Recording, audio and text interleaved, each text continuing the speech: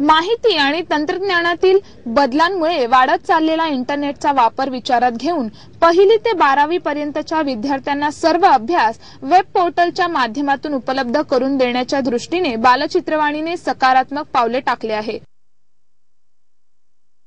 शासनाने बालचित्रवाणीच्या उपक्रमाला प्रतिसाद दिला तर नेहमी मोबाईलवर किंवा संगणकावर बसून गेम खेळणाऱ्या विद्यार्थ्यांना वर्गात शिकविला जाणारा अभ्यासक्रम रंजक पद्धतीने शिकवणे शक्य होईल।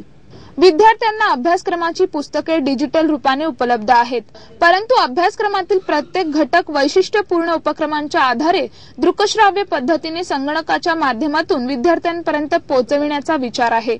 शाळा, विद्यार्थी आणि शिक्षक यांच्या सहभागातून वेब पोर्टल सुरू करण्यास परवानगी मिळावी असा प्रस्तावही बालचित्रवाणीने शासनाकडे पाठविला आहे।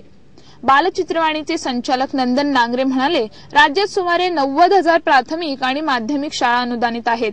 या शाळांकडून अंदाजे 400 रुपये तसेच शिक्षक आणि विद्यार्थ्यांकडून अंदाजे 150 रुपये रक्कम दरवर्षी जमा करून त्या बदल्यात वर्षभर रंजक पद्धतीने तयार केलेला ऑनलाईन अभ्यासक्रम उपलब्ध करून देता येऊ शकतो।